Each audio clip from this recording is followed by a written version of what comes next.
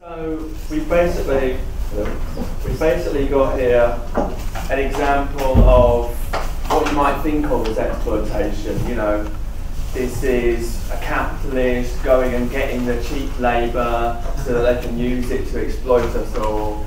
And this is the common conception, I think, when you think about exploitation. Another thing we've got here, I hope you like my lovely slides. Some examples from the media recently. So, Welsh farmers label price cut exploitation, Lord Prescott attacks exploitation of unemployed young people, and when he broke down on Britain's Got Talent, it provoked claims of exploitation. Worst of the lot. But 9-year-old Malak, I don't actually watch Britain's Got Talent, but 9-year-old Malaki's mother defiantly insists my son's TV tears were a price worth paying for a chance of fame. So, I mean, it's hard work, people. But of course, as socialists, then we stand against this sort of thing. We stand against the way that the market puts people into incredible conditions and, you know, makes them feel exploited. The way that workfare busses in people and makes them sleep under a bridge and, you know, work for free for the Queen. And I don't know if anyone saw, but another company pulled out of workfare today, Holland and Barrett, one of the better places to protest, in my opinion, because they are quite welcoming, unlike McDonald's, who kick you out immediately. And of course, you know, the way that the market takes any potential talent and twists it and distorts it and spits it out is something that socialists we stand against as well. But when you hear newspapers and the TV talk about exploitation, it's something that's very different to the norm.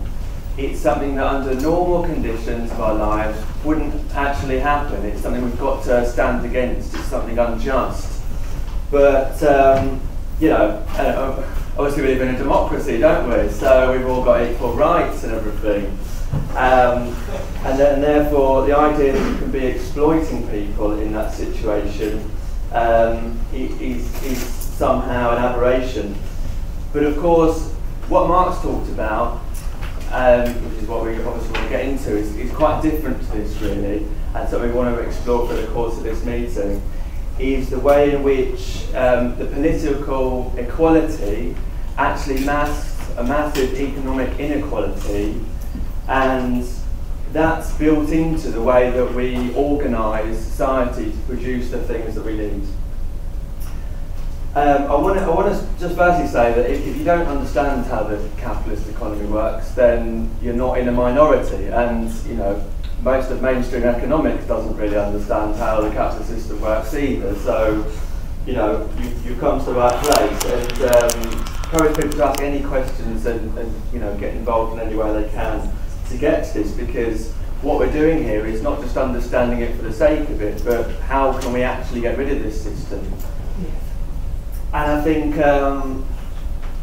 you know, mainstream economics spends a lot of time trying to overcome some of the contradictions in capitalism, and Marx's Capital is a brilliant expose of the inner dynamics of the system. But to get past these kind of surface illusions, then what he has to do is to break things down into the sort of most abstract concepts, and then build up with other concepts a picture of totality of the whole and how it all fits together. So you have to bear with him, because at first you've got to look at quite abstract things. And of course, you know, the reason why he's doing this is because he's looking at things scientifically. If you think about in physics or something, actually that's how you do it. How do you understand the laws of motion? You have to strip away various other things, because we're dealing with things that you can't just see immediately. So let's get started. So firstly, the commodity. This is what Marx starts with, and he says that the wealth of those societies in which the capitalist mode of production prevails presents itself as an immense accumulation of commodities. That's the very first line of Capital, and the bit that he puts in quotes at the end there is actually himself. So I'm not saying he's been-headed or anything, but obviously, you know, that's a good way to go. But all around us are commodities. We don't necessarily normally think about it in those sorts of terms. But wherever we look, we can see the products of human labour, and obviously that's true of all societies before capitalism as well. But under capitalism, we can see the products of human labour produced for exchange. And that's something we don't normally think about. We just see like a car or a book or a phone or something like that. But out of view are the thousands or more workers that have been involved in some way in producing that commodity and the different components of that commodity, the raw materials and the different workers that are involved in producing what Marx called the means of production as well, the machinery as well as the raw materials. And of course we don't feel connected to all those other workers is quite an important point. In fact, when we go into the market ourselves, what do? In the supermarket or whatever, we exchange our money for commodities. So what really should be a relationship between human beings in the society in which we live actually becomes a relationship between commodities, between things. I mean, money essentially, as we'll discover, is another commodity. So really you've got this situation where it's completely dehumanised. And the other thing then about a commodity is what it actually does. So a car, a book, and a mobile, these perform a particular function. That's why we buy them. And this is what Marx called a use value. Something it was designed to do, a useful quality in some way. And as I say, the need to, the use value doesn't have to be some kind of physical property. A book, for instance, fulfills the need that people need to read. It doesn't have to be something physical. But the point about commodities being exchanged here, it applies some kind of social use value that is useful not just to the producer but to other people around them. And if you think actually what might be useful to one person isn't necessarily for another, and if a writer just tried to survive on the products of their own labour, then well they'd probably get indigestion and die shortly afterwards or something.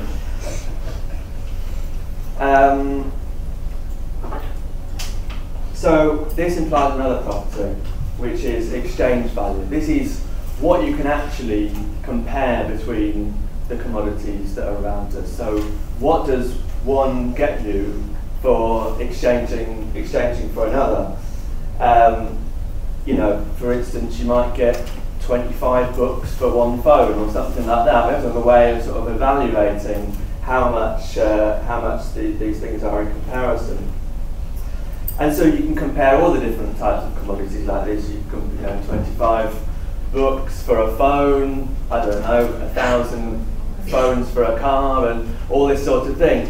Not the most practical way to sort of work out the value of things. And so out of this becomes something to be used as comparison, and that's where we talk about the money commodity adopting the position of universal equivalent.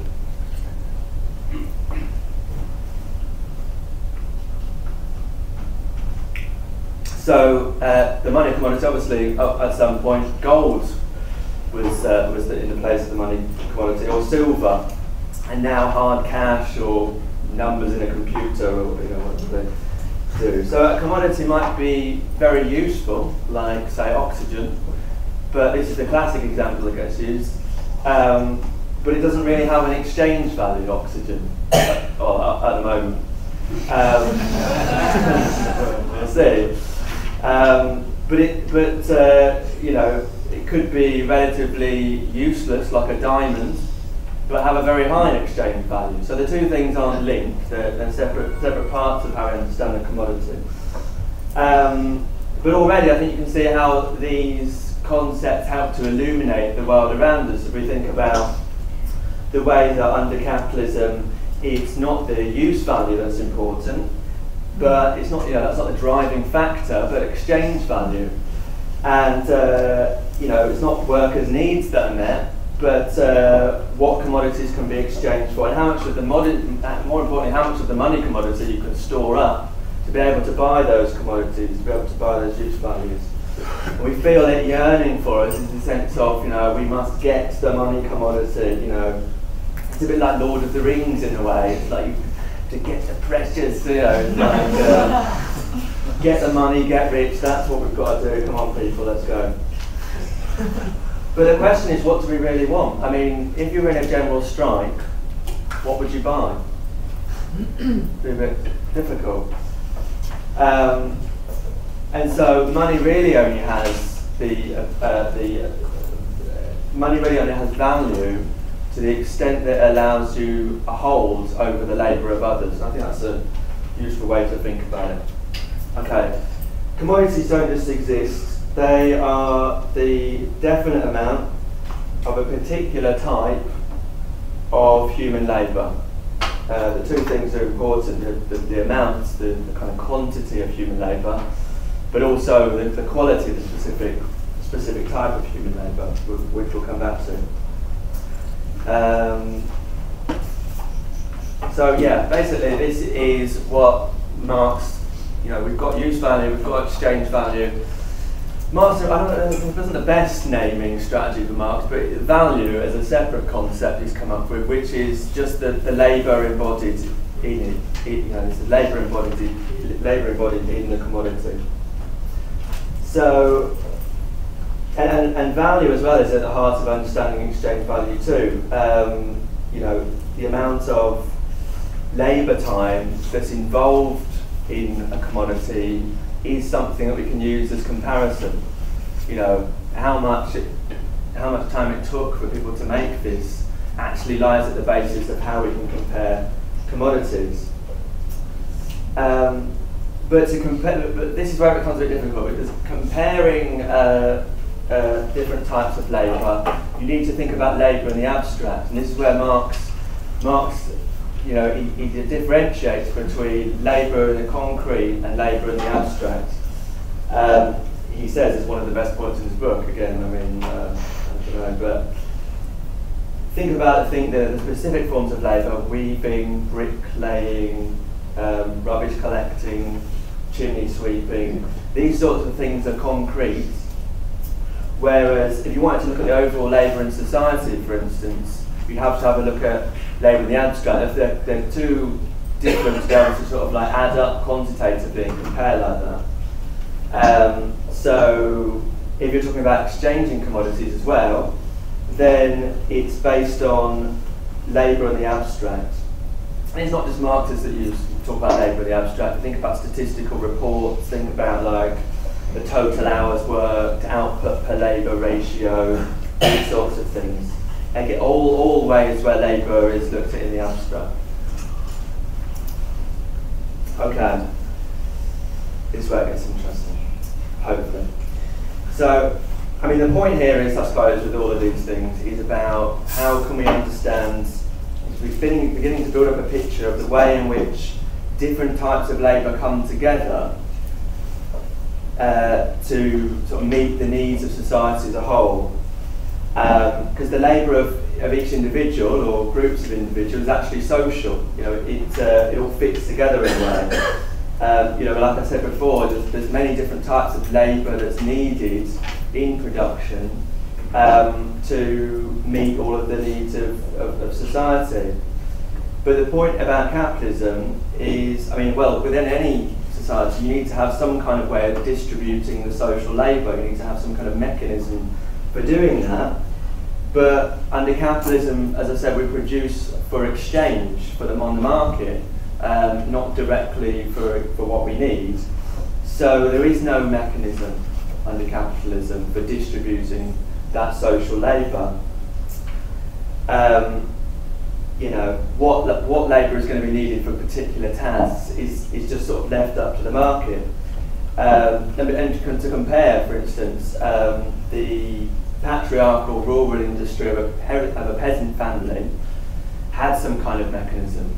There was how did they do it? There was some kind of the seasons and differences between age and sex were regulating factors in how that family would distribute their social labour. They produced immediately for their own ends, and those things actually meant, this is the way we're going to divide things down.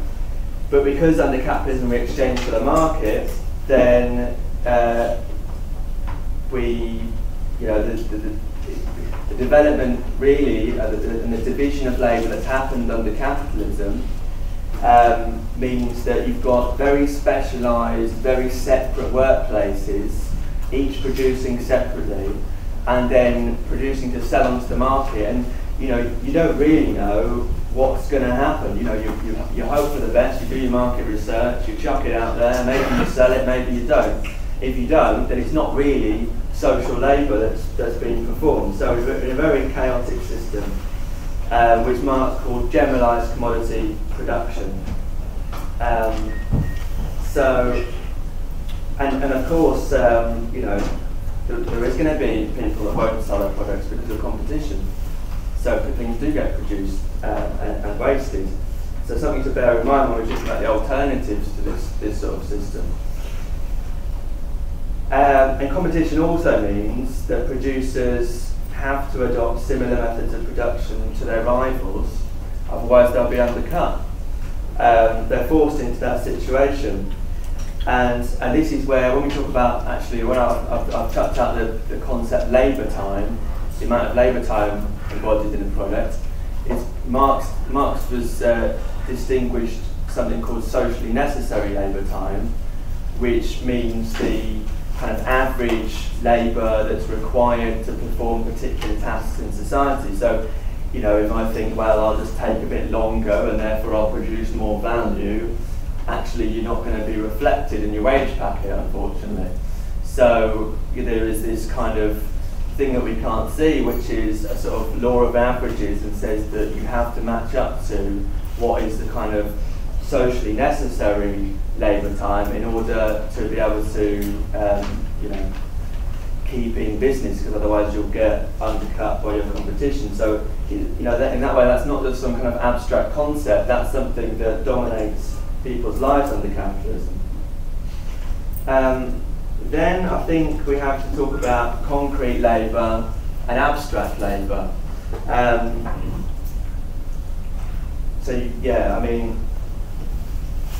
This is something that Marx distinguished between, and when we come to understand profit, it's quite important as well. You've got concrete labour. Actually, I think I've skipped ahead too much here, so I apologise. First, living labour and dead labour. Living labour and dead labour, two things Marx differentiate between. We might say the labour class as well, which is either living or dead, I suppose. Apologies to the labour class members, I think I should have said new labour. But the point here is that living labour, which is directly put in by workers in a factory or car plant or workplace of some kind, actually produces some kind of value. But the thing is that when they produce a car, or whatever commodity it is, then it's not just the product of their labour, just them making it as well, for themselves. Like I said before, there's machinery involved, there's raw materials involved, these things that Marx called the means of production, or in this context, dead labour, because these don't just sort of arise out of nowhere, they come from the product of previous people's labour, raw materials, most raw, only a few really, you can just sort of, but most raw materials actually are the product of people's labour, but when you're talking about the current round of production, they're dead labour because they're not adding any new value to production. So if we think about the other thing about dead value then, I suppose, is that if you take like a machine and it costs you £100 and it lasts for 10 years, that's easy numbers here hopefully, then each year it loses £10 of its value, and that's how accountants measure depreciation and that sort of thing. And so every year it passes on £10 worth of value to production. It's a £10 loss each year as it gradually deteriorates. So that dead labour goes as straightforward value to to the commodity when it's sold. And then Marx talks about constant and variable capital. And here, I think it just really builds on the concept of dead labour and living labour. So you've got two elements in any labour process. You've got the living labour of workers and the means of production, such as the factories. We've been through this. But under capitalism, both these elements take the form of capital. So to understand that these are part of capital, what's invested in producing commodities.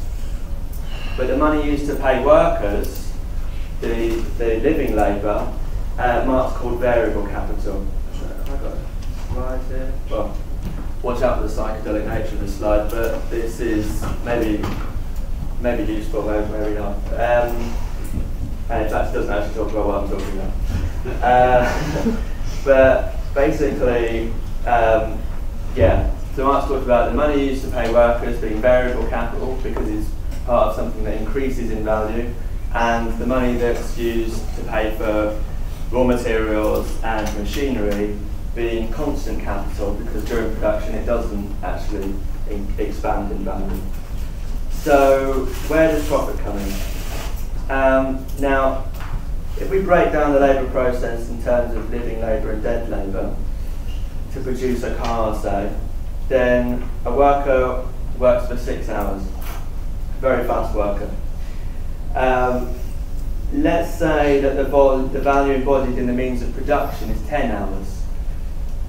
So when Mr. Vauxhall comes to sell his car, then he's got a total of 16 hours labour time, 6 hours of the worker's time and the 10 hours of the dead labour, the means of production.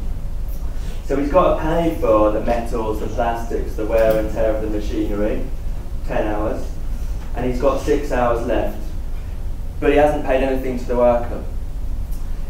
Now, if everything exchanges for its value, as Marx said, let's hope he's right, then there can't be anything left. But we know that capitalists make huge amounts of profit, so this doesn't really seem to make a lot of sense. But the answer really is just that the capitalist pays the worker not the value of their labour, but the capitalist pays for the ability for the labourer to do a day's work. There's a difference between the value that the labourer creates and the fact that you actually pay for them to work for, say, a day. Now, Marx differentiates between this being labour and labour power. Labour power, the capacity to be able to labour the actual result. And so the so-called fair day's wage is actually the value of the labour power. It's what they need to keep working for a day. That's how much they get. Now we can debate about exactly what people need to keep working for a day, and in fact people do more than debate this question. They go on strike and they fight back.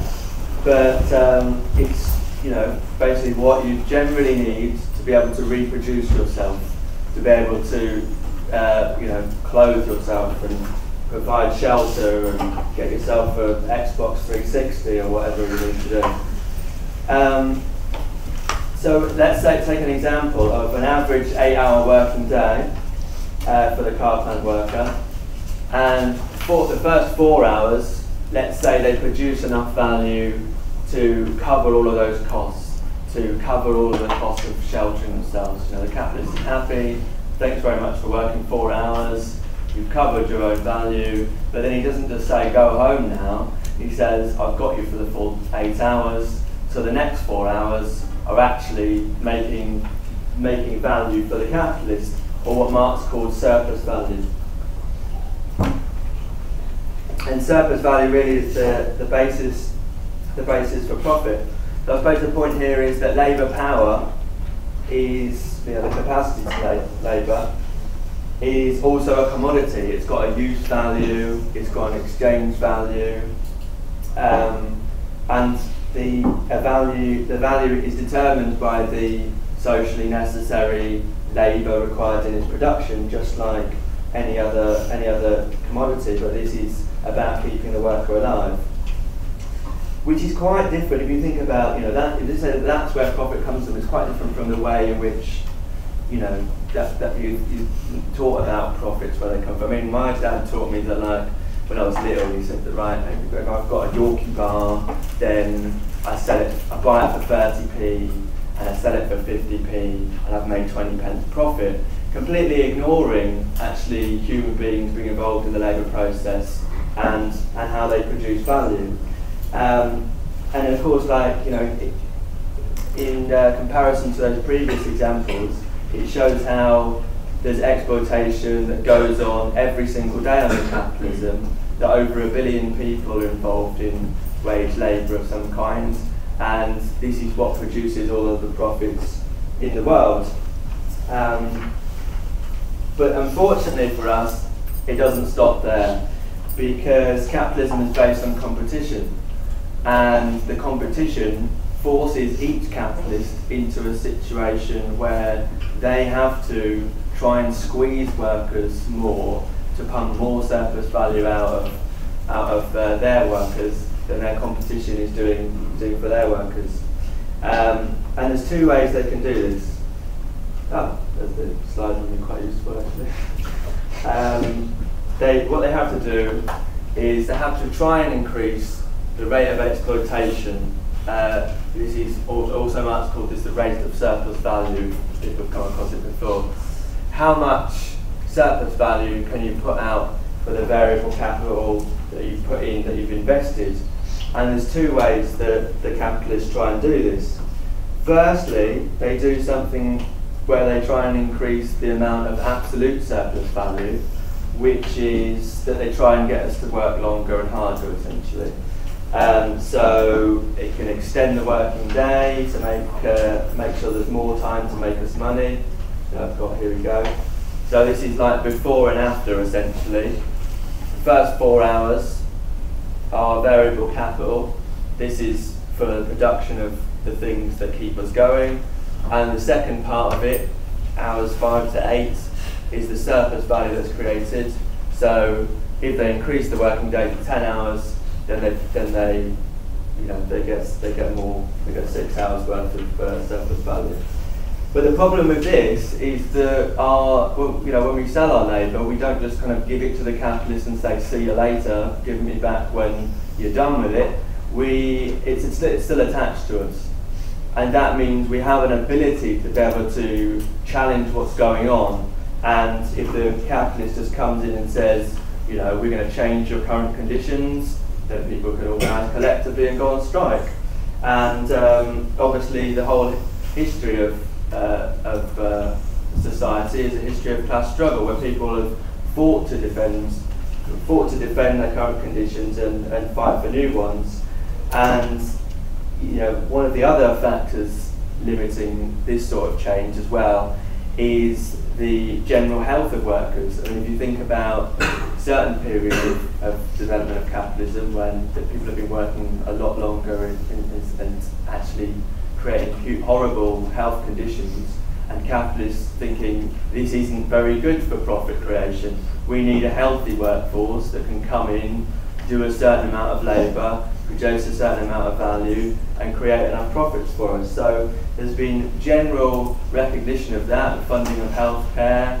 There's also been legal limits on the total length of the working day, and we have to remember that these aren't just about people just being nice to us. This is about partly when people have fought for stuff, and partly about when people have thought about how much they can increase profit.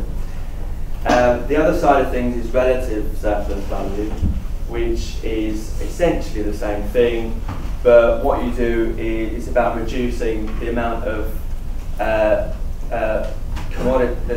about reducing the cost of reproducing the labourer. So this can happen generally because there's a fall in the value of goods, which we'll talk about in the later sessions in the course.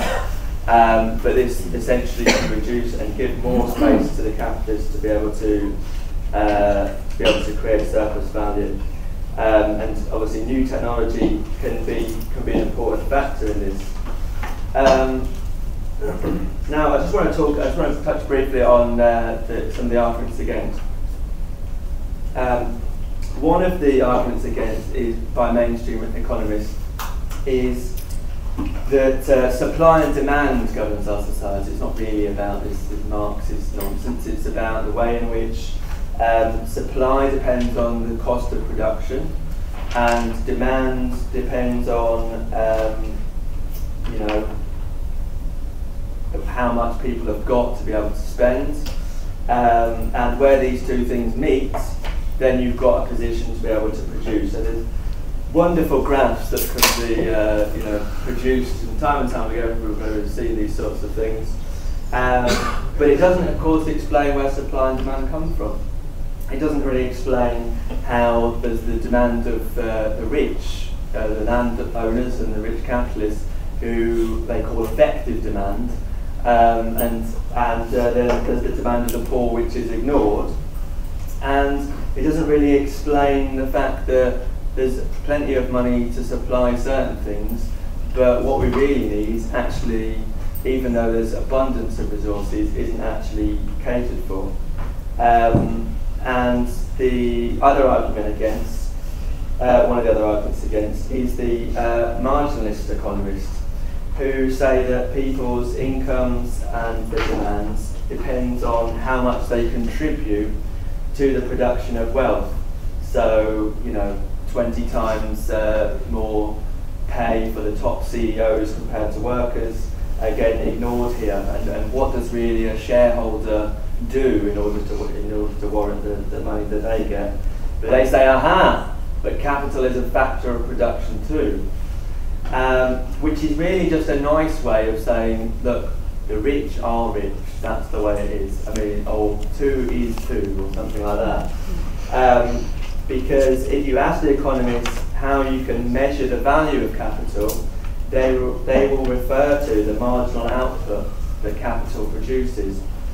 But if you ask them to measure the marginal output, they refer to the value of the capital used in producing it.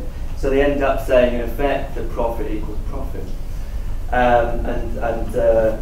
They of course can't tell us why there's booms and slumps or anything like that. I mean, Gordon Brown went as far as to think we got rid of booms and slumps. So just to conclude, workers are free. They're free to sell their labour to whichever capitalist they want, and they're free from the means of production to enable them to be able to utilise their labour. And this comes from a historical division in society that came dripping in blood, as Marx says, and it produced a society where we have an exploited and we have exploiters. And that is a situation where there's very powerful group of workers that have to fight over their conditions. And this tension, it comes from the fact that the exploiting clans live off the labour, literally, of everyone else. This is where their profits come from. And this creates resistance all of the time.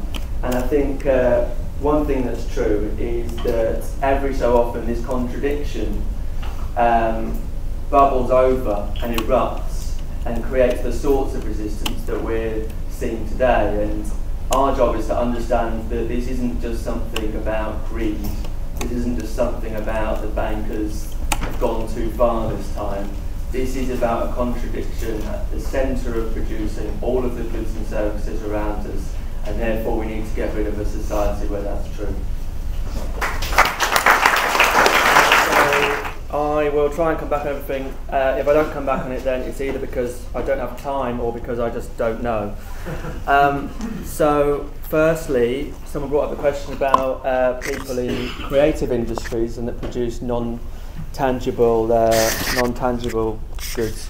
I think, or services. I mean, I think I just say that commodities can include goods or services. It's not necessarily about producing bottles or cups or whatever. A service can fulfill a particular need, so it is a commodity. And I also think we have to differentiate between what someone kind of touched on is surplus value generally and the individual profits of companies. Those two very different things. The profits come from the surplus value that's produced in society generally, but the individual companies might have, you know, a fairer share of that or not, depending on how they view it anyway. So what we're really talking about here is the production of surplus value generally in society, and in that sense, that's why we have to. This is Marx's twofold nature of the commodity. We have to understand the commodity in both these sorts of ways, and labour in both these sorts of ways, because they're slightly different. They're both inside a commodity, but your concrete labour, your weaving or your bricklaying or whatever it is, produces a specific use value. But to understand labour generally and the production of surplus value generally, and what's needed to keep capitalism going generally, it's abstract labour, a combination of socially necessary labour generally in society, and out of this comes exchange value. And you can't really have. A lot of ways you can't really have both of these at the same time, I suppose. If you've got a house and you're living in it, then you've got some kind of use value, haven't you? You know, it's performing some function. If you sell it on the market and get the money, you've exchanged it and you've got its exchange value. So the fact that we live in this society which is about generalised commodity production means that commodities or the products of human labour have a twofold nature to them. Sorry, just a quick on that. But you're not saying that exchange value is purely abstract, because exchange value dictates the actual real price. We might have to just come back after it at the end of the next session and stuff, because if we get into a dialogue we'll end up but yes, we'll carry on. The next thing was, can we not make the government look after us? I mean, that after all is what they're there for. And I think we have to go back to the idea that we live in a class society, and those class societies are irreconcilable. You know, this process of exploitation, if I just live off your labour, are you then going to expect me to look after you and just be there for the common good? You're going to have a sense of actually what's going on here. And I think we have to think about the state as not separate and above society, but actually as an actor. It's for the suppression of one class on behalf of the other. The state is necessary under capitalism because we live in a society where one class exploits the other, and they have to at times use force to make sure that that relationship continues to exist and to break strikes if necessary.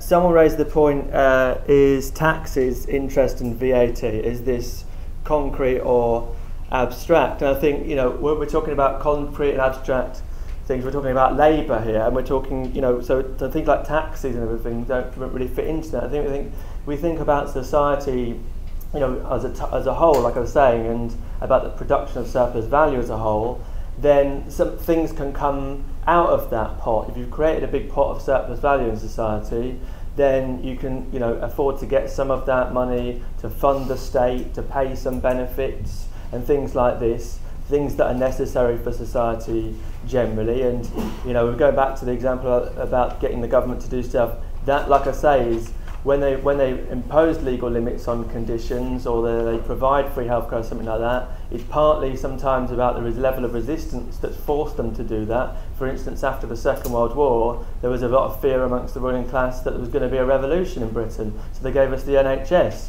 Probably not quite true, but well, hey. But part of it is about saying we want a healthy workforce, and we don't want the sort of levels of crime maybe that will happen if we don't have any kind of safety net. So these sorts of things are considerations for the ruling class, not about how we feel or how much we plead to them. Imagine they're a brutal group of people that are interested in making as much value as they can, and it's not about them just being horrible people, although a lot of them are. It's about them saying, if I don't do every single thing I can to do more than my competitors doing to squeeze out surplus value, then I will go out of business, or my shareholders will kick me out of my job, or which I'm legally obliged to increase shareholder value. So that's that. Now, what have we got? Machinery without the need for living labour. I was really looking forward to this question because what it boils down to essentially is, do robots create any value? And I think what we have to think of is essentially, this is a question about more and more there's a tendency towards creating machines that don't need so much labour involved in the production of things, so therefore we're going to see that go completely. But actually, I think you partly answered your own question by saying obviously there was human labour involved in its initial outlay, and my example of the machinery that over 10 years depreciates and the cost wears out, and that gets passed on through each round of production to the new commodity, still holds here. Maybe it will last longer and maybe it will develop, but actually there's still human labour embodied in it. The only way that, if we develop some kind of like Cylons or some kind of like androids that also became consumers themselves, and we had to pay them a wage so they could buy commodities in order to reproduce themselves, then it might be a bit different, and effectively they would, I guess, take on the position of wage labourers in this kind of future sort of science fiction society. But we're not there yet, I don't think, and therefore essentially these robots or advanced machinery are still machinery and fit still into this existing framework of understanding things. And so emotional labour. I mean, I think that there's a whole load of ways in which capitalism takes human beings and destroys them. I mean, alienation we haven't touched on, but that's something which, this whole process where you go to work for someone that takes away the products of your labour and sells it on the market and then pays you a fraction of it, and you don't have any connection with the workers that are involved generally in production or with the people that get to realise your use values, means that people are incredibly cut off and isolated and alienated. That's another example. But I think we have to understand about what all these concepts and everything is, how production happens, and this is about trying to understand the relationships between people as it's dominated by capitalism. And of course there's a whole load of emotional investment in these situations as well, but that doesn't really explain the general processes and tendencies that's going on. The last thing then to sum up is the question about getting rid of money, because I love that, because in a way I really agree. I mean, essentially we want a revolution, absolutely, that's why I'm here, but also I have to understand that money is a representation of the value embodied in commodities. It's what you can exchange, then that's the thing. Be my guest, get rid of money, you're going to be poor. That's the reality. What we have to do as a society is to create conditions where we don't need money, and that means getting rid of generalised commodity production. But one of the things that I tried to bring out is that resistance happens under this process, and when that resistance happens, we have to do our best as socialists to spread it, to raise these sorts of ideas about what's going on in the real heart of the system, and to raise the idea of replacing society generally. If we can do that, then we can get rid of money, because money actually there is no need for. Marx said, each according to their ability, to each according to their need. Or we want to live in a society where people can contribute and labour what they want to, and collectively decide how we distribute the wealth we've got, collectively decide what we produce, what we, talk about this stuff on a mass scale, and therefore money becomes unnecessary in that sort of situation. But I think we have to start with the class struggle, the development of consciousness, and the revolutionary overthrow of society.